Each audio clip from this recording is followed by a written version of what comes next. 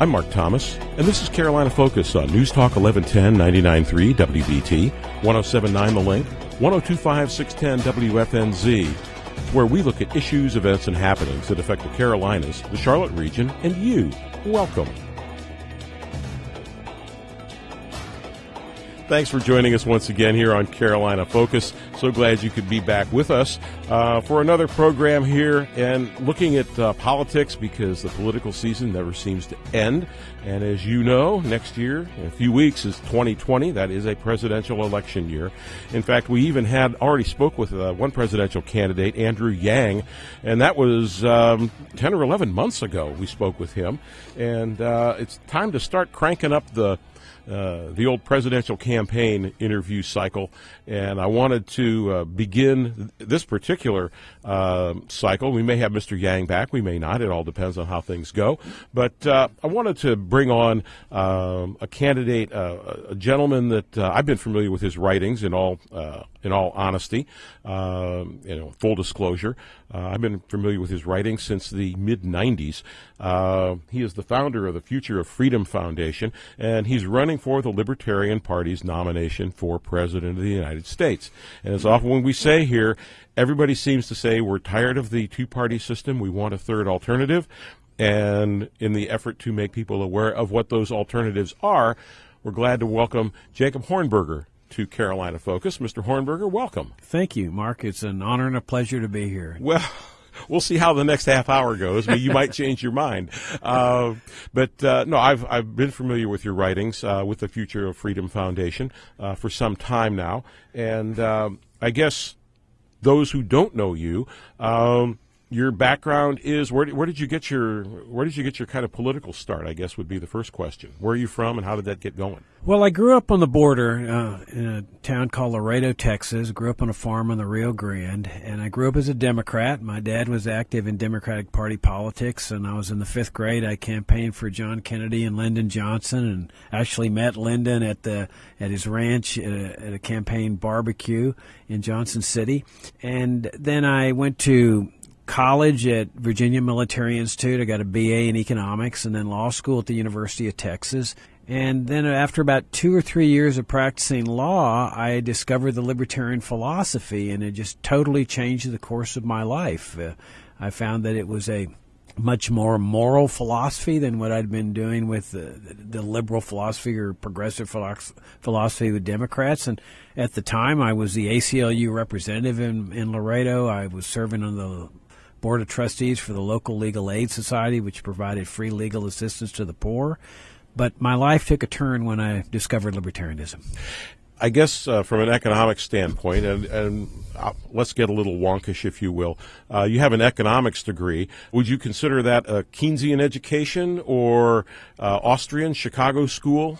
It was clearly a Keynesian education. I had not heard anything about the Austrian School of Economics, and it wasn't until I discovered libertarianism and I realized that much of what I had learned is really incorrect, erroneous. And when I discovered writers like Ludwig von Mises and Friedrich Hayek and also Milton Friedman, then I realized that this is the real economics. This is the real solution to America's economic woes, that following this Keynesian path has been a just absolute disaster for America. And the only real solution to it really is what the Austrians have been saying. When you went on to found the Future of Freedom Foundation, how did that come about, and what was its purpose, and when did it happen? Well, I'd been practicing law for about 12 years, but my passion was with libertarianism, and I was holding libertarian conferences and seminars and speaking programs, and I was teaching a course in law and economics at the University of Dallas. And I would interrupt, you're talking about like a small L libertarian philosophy as opposed to the Libertarian Party as such. Right. You've got the big movement, the libertarian movement, and part of that is the Libertarian Party, which is the political arm. But the movement encompasses much more than that: education, think tank activity, and so forth. So I got offered a job at an organization called the Foundation for Economic Education in New York. So I had this crossroads. Should I continue practicing law? And an out-of-town law firm had just contacted me about being their managing partner in Dallas. And so I had this fork in the road in my life. And I just decided that I would, after a lot of soul searching and prayer and deliberation, I said, I'm going to go where my heart is. And so I gave up the law practice and moved to New York and worked there for 2 years. And after 2 years, I said, I'm going to start my own foundation. And that was the Future of Freedom Foundation, which is a nonprofit educational foundation that promotes the principled, uncompromising case for libertarianism. And that's what I've been doing for 30 years, and it's just been a labor of love. I mean, I'm one of those lucky people in life that absolutely loves what he does in life. I mean, I love going to work. And what exactly, obviously you're promoting freedom, but what does that mean in practice? What do you do as a foundation to promote freedom? Yeah, that's a fascinating question. If I had my druthers, I would love to see every family in America discussing and debating two questions. What does it really mean to be free? Because I'm willing to bet that a lot of Americans think they live in a free society. It's what we've freest in the world. Yeah, we've all been taught that. The indoctrination starts in the first grade. Well, one of the benefits of discovering libertarianism is you realize that's just a great big lie. And then the second question is, what is the role of government in a free society? So let's take a very controversial example, and there's many of them. But let's take the case of mandatory charity. We live in a society where there's mandatory charity. Where people are taught to believe that, for example, Social Security is a retirement fund. It's not a retirement fund, and neither is Medicare. You don't put in any money into these funds. It's a straight transfer program. Young people are taxed. The money is given to seniors. Well, that's mandatory charity. It's you have to be forced to take care of your parents here. Libertarians are opposed to that type of thing. We believe that charity has nothing to do with mandates. Charity should be entirely voluntary. That's the essence of freedom, deciding for yourself what to do with your money. That may mean that you make wrong decisions and bad decisions.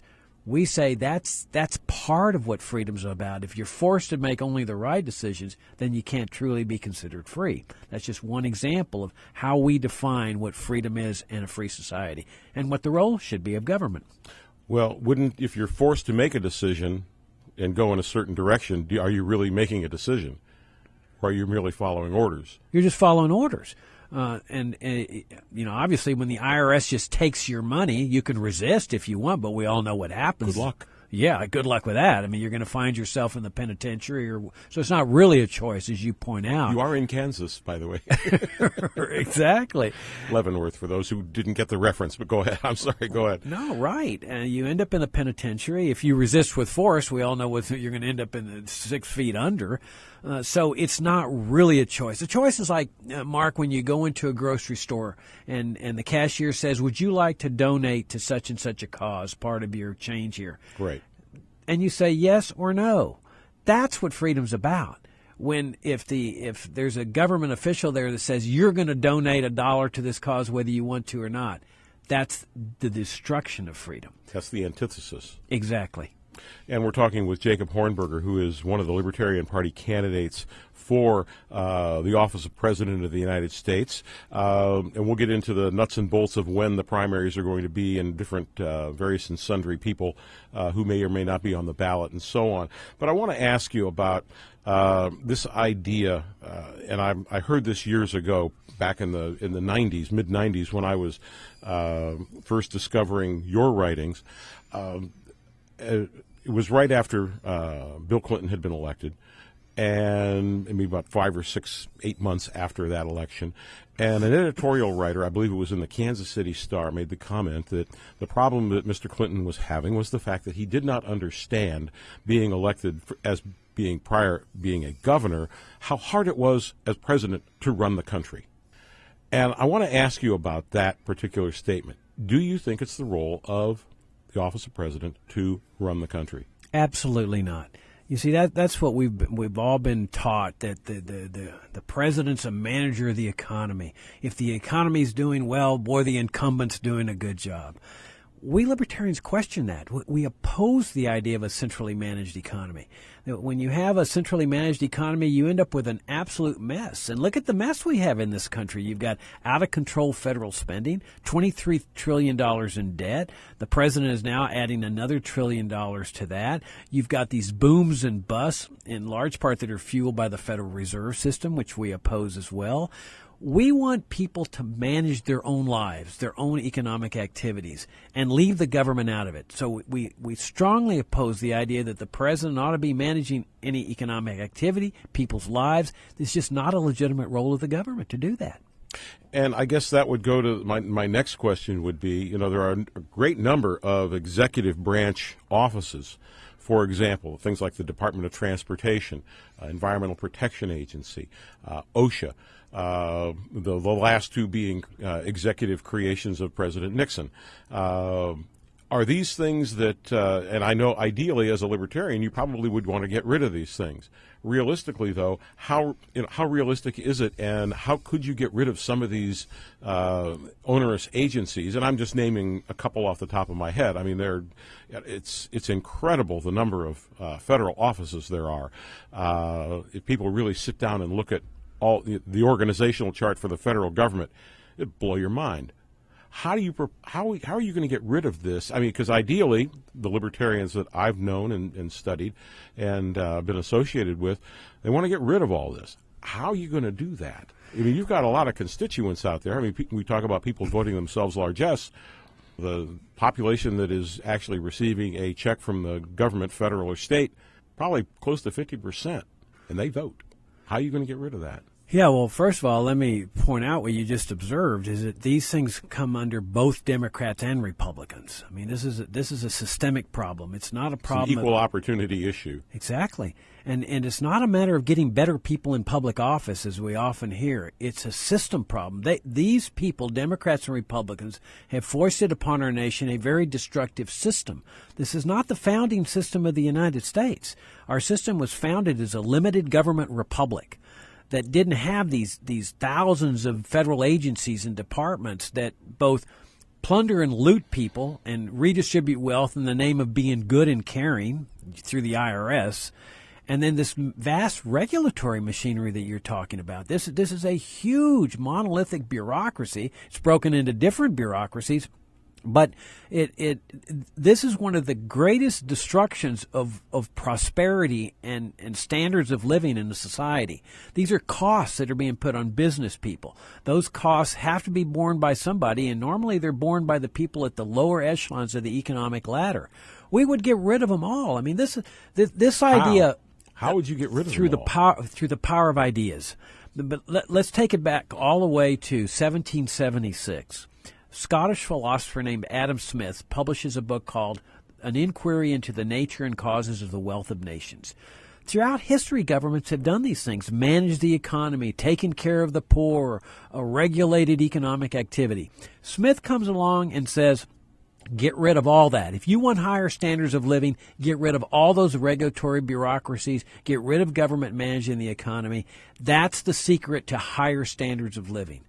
All right, so that's what we favor. How do we accomplish that? Through the power of ideas.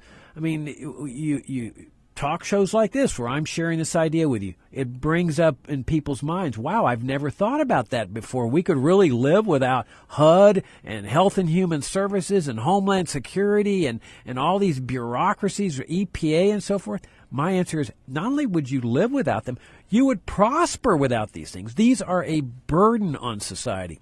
So what we're talking about is a paradigm shift, a different system, what's ordinarily called a free enterprise system. That is an enterprise that's free of government control. And that's what Adam Smith was talking about. That term's been perverted now to encompass all these regulatory commissions, but in actuality, the term is meant get government out of it. So through the power of ideas, that's how we get things like freedom of speech and freedom of religion, due process of law, that all of a sudden people start considering it, they contemplate it, and all of a sudden they go from person to person to person, and you see a shift taking place. So if Democrats and Republicans see, for example, that people are voting now for us libertarians, they're like chameleons. they see the change in the environment, political environment, they will adopt those positions. So what we libertarians are doing is saying we want to bring a new paradigm to this, which is based on the founding principles of this country,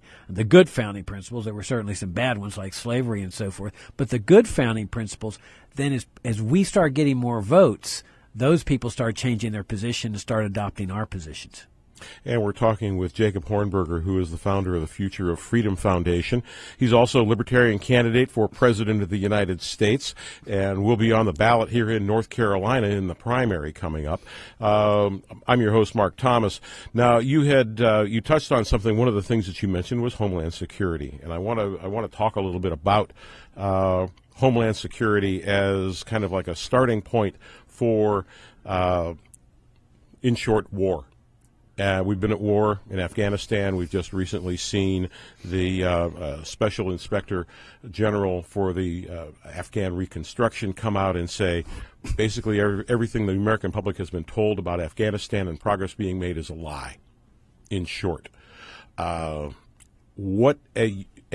president, I know the last three presidents that have been elected, Donald Trump campaigned on ending these stupid wars, I believe was his phrase.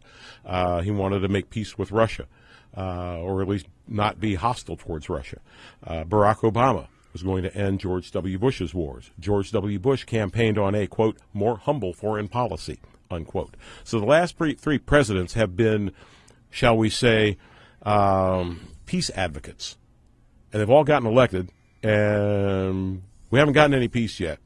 So as president, do you think this is something? I mean, we've seen what's happened to President Trump in some of his efforts to make nice with Russia, and he's been facing more anger on his own home turf. A man's foes will be they of his own household, I think is the phrase from the Bible. What is your take on how do we get out of this militaristic mindset that has us now at war for 18 years in Afghanistan, 15 years in Iraq, et cetera, et cetera, et cetera? Well, Sorry for the long question. Yeah, no, that's fine. Let me first emphasize that the Future of Freedom Foundation doesn't endorse my candidacy. I'm president of the organization, but they're a nonprofit, so we keep a wall of separation between my political race and the foundation. And at the foundation, we have written on this issue for 30 years. What we advocate is the libertarian position of non-intervention. That was the founding principle of the United States. It's encapsulated in the famous talk by John Quincy Adams to Congress on the 4th of July in 1821 called In Search of Monsters to Destroy. And Adams says there's a lot of bad things that happen in the world. There's civil wars, there's conflicts, there's famines, there's wars, tyranny.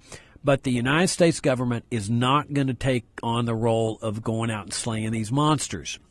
It's just not the responsibility of government. We're going to try to establish a better society here at home.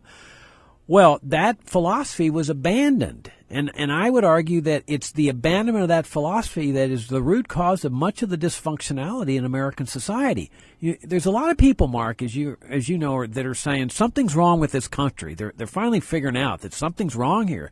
They just can't put pen on what that is. Well, we libertarians know it is, and one of the major causes is foreign interventionism. All these wars that you're talking about, none of these people were invading the United States, trying to conquer the United States. Even the 9/11 terrorist attacks were in retaliation for U.S. interventionism abroad. They used that interventionism to start up this war on terrorism, which involves more interventionism abroad, which they then use to take away our liberties here with mass surveillance, homeland security, state-sponsored assassinations, torture, including of Americans. What I'm saying and what needs to be done is essentially what Trump said. Bring all the troops home, but from everywhere. Korea, Europe, World War II ended a long time ago. There's no reason why you need troops in Germany. Kosovo, Africa, the Middle East, Afghanistan, Latin America, bring them all home. Okinawa? Everywhere, and discharge them. they're not necessary. They're just a burden on society. They're a major factor in the out-of-control debt that's bankrupting this nation. But we have to fight them over there, so we don't fight them over here. You see, that's what they tell us. That's the little, because you see, when you've got, remember I mentioned a limited government republic. Right. That got converted after post-World War II to a national security state type of governmental structure. That's a totalitarian governmental structure. North Korea is a national security state. Egypt is a national security state. China, Russia, Cuba, and post-World War II U.S. So you've got this Pentagon. You've got what President Eisenhower called a vast military-industrial complex, which is the deep state, some people are referring to it as, the NSA, the CIA. These are all part and parcel of a totalitarian regime. And they need official enemies. They need the Soviet Union. They need communism. They need the drug leaders or the Muslims or whatever. They need to keep people afraid, because fear is the coin of the realm in this type of structure. So what I say is, bring all the troops home. Now you've eliminated the anti-American terrorism. So if you don't have anti-American terrorism, then you restore a sense of normality to the country. You know, we didn't have all this nonsense when I was growing up of war on terrorism and terrorist strikes and unexplained killings in America and so forth. There was none of that. And it's all rooted in U.S. interventionism. Now, why hasn't Trump done this? Well, that's a fascinating question. He's had 3 years to bring the troops out.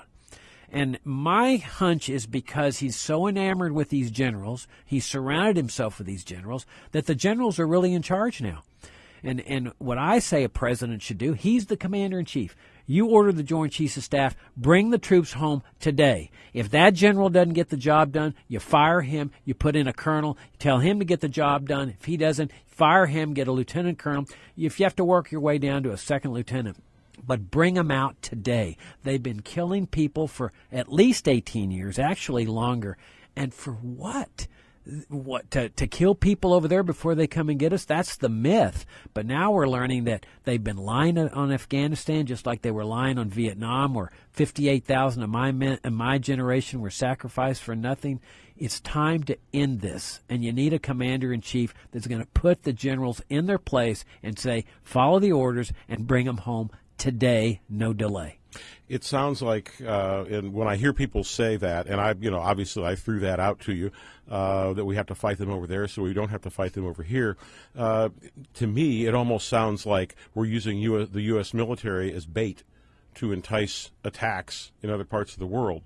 And I think if we view it that way, people might raise their eyebrow and say, I never thought of it that way. Because by putting them over there, as you say, they're intervening in other countries. Americans wouldn't want some other nation coming here and trying to tell us how to live. Yet somehow it seems like our military establishment thinks that other people around the world will be just fine and dandy with American troops, showing up in their neighborhoods. Right. And it's amazing to me, to hear people take that position that we have to fight them over there. But you also talked about the fear. And H.L. Mencken, I'm sure you've heard of him. Oh, cool. The whole aim of practical politics is to keep the populace alarmed, hence clamorous to be led to safety with an endless series of hobgoblins, all of them imaginary. That was 100 years ago or so he wrote that. And it seems like fear is the dominant thing, that people are simply afraid, whether it's the military, whether it's education, whether it's retirement programs and Social Security, that all we hear is, well, if we don't do this, bad things are going to happen to you, so therefore. Well, right. And I look at the troops as just pawns in all this. Not so much as bait, but just pawns. They're used in a very abusive fashion. We've put them into places like Iraq where they kill or be killed against a country that never attacked the United States. I mean, it was just a clear-cut war of aggression. And then we put them in Afghanistan for what? What are they killing and dying for? Nobody's coming over to invade and conquer the United States. But fear is everything, man. If as long as you keep people afraid, then they're willing to trade their liberty for this false sense of security. And in the process, we just end up losing our liberty that way. I mean, isn't it ironic, Mark? We live under the most powerful government in the history of mankind, and we have the most frightened people in the world. Well, I would ask you one more question in this area, and then I want to move on to another topic. I mean, we could spend literally hours discussing the problems of politics. Would you end the federal program that allows military surplus equipment to be given or sold to local law enforcement? Absolutely. I mean, you've seen this horrible trend of the militarization of the police. I mean, the police are not supposed to be a military unit.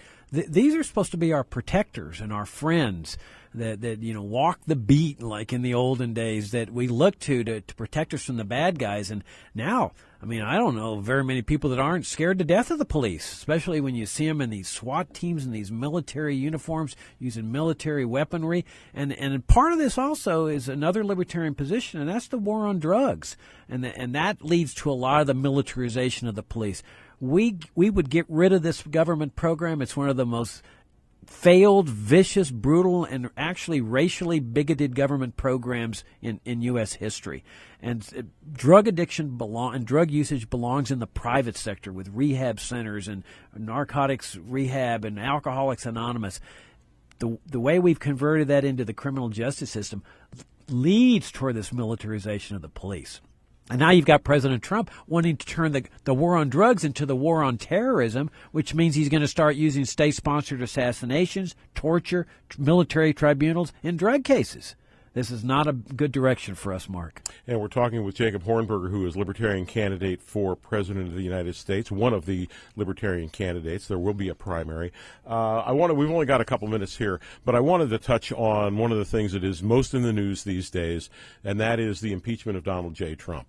What's your take in general about what is actually happening in this impeachment process? I think it's a circus that the Democrats are using to distract attention away from the mess they've made this country in. I mean, as long as they got everybody all hyped up about the impeachment thing, which they obviously do, then people don't focus on the horrible things that are going on in this country. I mean, this country's got a lot of problems. You've got out of control suicide rates among young people. I mean, what's that all about? Why would young people be committing suicide? This is the start of your life. There's this great adventure that goes from birth to death. You've got unexplained acts of violence that nobody can explain, where there's their irrationality.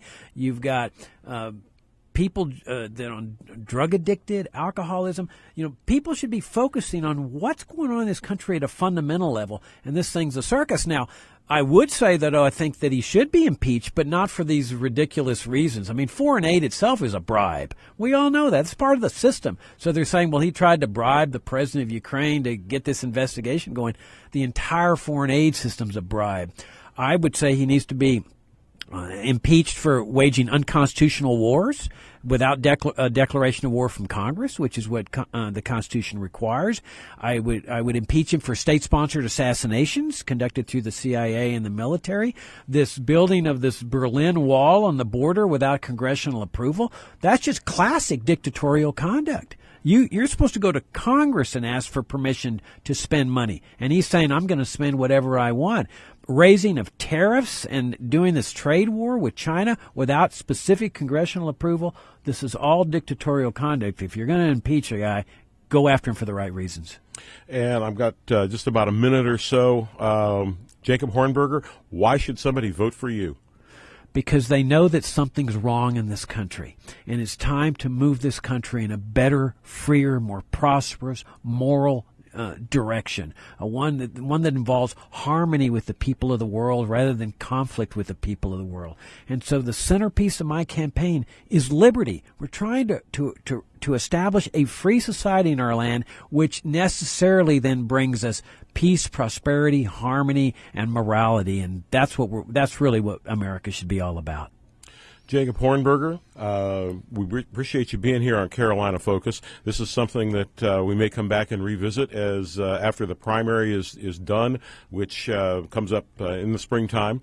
And should you win in the Libertarian candidacies to be president, will they be having a strict primary system like the Republicans and Democrats, or when will they announce, the Libertarian Party announce who their presidential candidate will be? Well, it'll be March 3rd is Super Tuesday. Will be in the North Carolina primary, and I'm waging a very active campaign here to win my party's primary. And so for people to vote for me in North Carolina, they have to be independent voters or registered as libertarians. And that's what I'm asking people to do. Register as libertarians. Come and help me win my party's primary, which then it's not a binding primary, but it'll give me a headwind going into the national convention where we nominate our presidential candidate in Austin, Texas in May 23rd.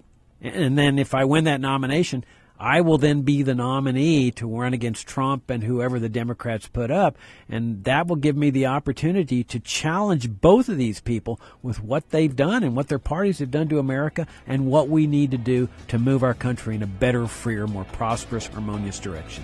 Jacob Hornberger, we appreciate you being here on Carolina Focus. Thank you very much, Mark.